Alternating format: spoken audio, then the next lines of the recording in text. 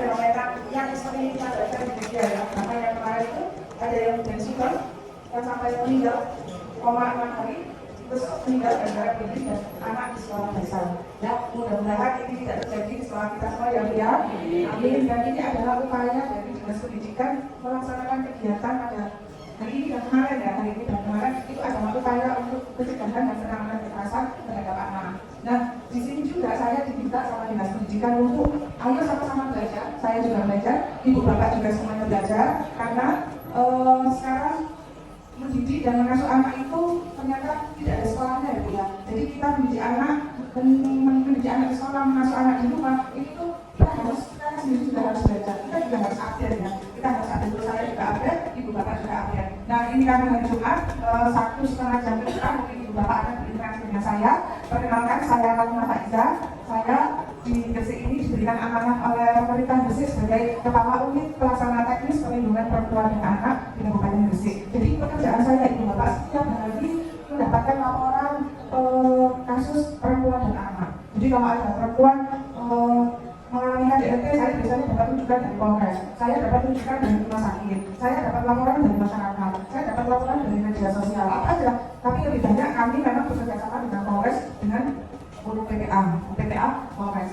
Nah, mungkin biar kita sama-sama enak, belajarnya enak, saya juga ingin ibu bapak semuanya aktif, saya juga bisa mengenal lebih jauh ibu bapak semuanya. Saya ingin di sini ada sedikit interaksi ya ibu bapak ya. Jadi saya punya menetas metaplan, nanti ibu bapak kan tahu di plano. Nah, silakan bapak ibu berkelompok sesuai dengan nomor urut 1, 2, 3, 4, 5, 6, 7, 8, 9, 10. Begitu, yang satu berkumpul dengan satu, yang dua berkumpul dengan dua, supaya belajar kita ini enggak monoton ya. Saya duduk di sini terus sampai nanti enggak, saya nggak pengen seperti itu. Jadi kita sama-sama edukasi. Kita kalau kemarin saya mulai berhitung dari sini, saya pengen berhitung dari sebelah sana. Langsung saja ya, cepat. 1, ibu, 1, 2, 3, 4, 5, 6, 7, 8, 10, 1 berkumpul satu dengan satu, dua dengan dua, supaya kita juga gerak ya. Ya sehat, bapak. Yang satu dengan satu, yang dua dengan dua, silakan aduk ke sini.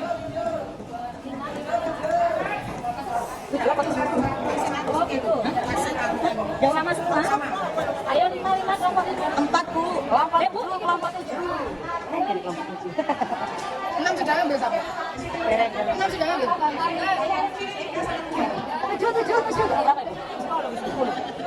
Ini berapa? Ini 1.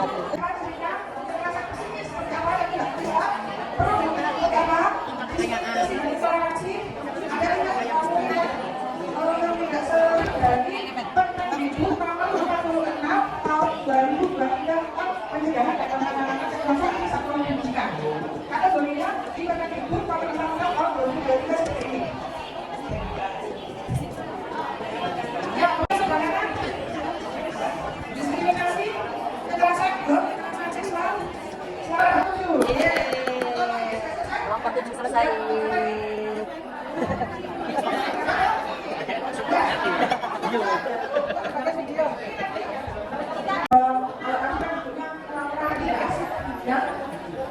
Oke, sudah selesai. Ada yang mau bacakan kelawat? Saya mau bacakan? Iya, ya, relawan. Kasih semangat dulu teman-temannya. Baik Pak Ibu, mohon izin yang membacakan contoh untuk kekerasan. Ini berikutnya adalah hasil diskusi Bapak Ibu semua tentang contoh kekerasan mulai dari psikis, fisik, perbudak, dan seksual, kemudian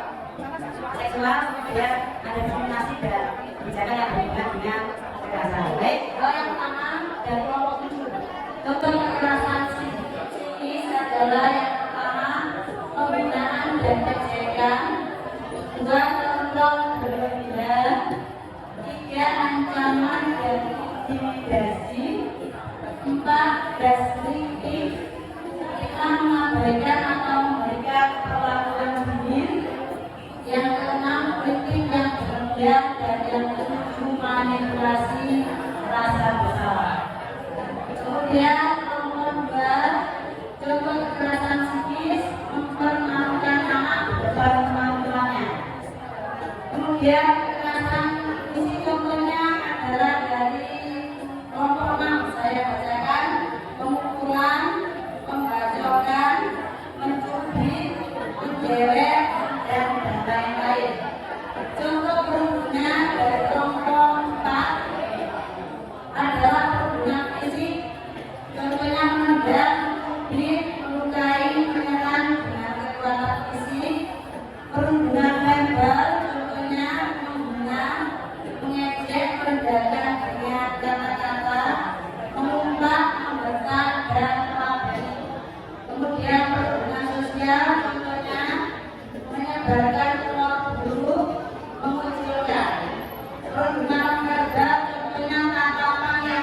tidak diinginkan, kemudian dibungkam dan dikucilkan. Kemudian kita mengarah ke hasil diskusi Bapak Ibu yang berhubungan dengan diskriminasi. Saya bacakan hasil diskusi dari kelompok 8. Diskriminasi dan intoleransi, contohnya yang pertama menyebut nama dengan warna kulit, yang kedua menghina agama temannya, yang ketiga mengolok-olok teman yang berasal dari suku atau ras yang berbeda, yang keempat merendahkan siswa yang mengikuti adat tertentu, yang kelima siswi dilarang mengikuti ekstrakurikuler yang berat atau tertentu, dan yang keenam adalah stereotip gender atau perempuan harus lemah lembut, laki-laki harus kuat. Kemudian contoh kekerasan seksual dari kelompok 5, contohnya adalah perkosaan. 2, menyentuh tanpa izin atau menggoda secara tidak pantas. Kemudian eksploitasi sosial, perkataan atau komentar yang kurang pantas dan menyebarkan konten seksual tanpa izin. Dan yang terakhir contoh kebijakan mengandung kekerasan, saya bacakan dari kelompok 7. Contohnya adalah siswa berdiri di depan bagi yang atributnya tidak lengkap saat upacara. Demikian saya bacakan hasil diskusi dari saya. Mohon maaf kalau ada kesalahan. Saya Dr. Mas Buko dari PTSD Negeri 55 Gresik. Panggilannya Bu Guru. Salam kenal untuk Bapak Ibu semua. Mohon maaf atas salah kata dan pikiran yang saya sampaikan. Assalamualaikum warahmatullahi wabarakatuh. Waalaikumsalam.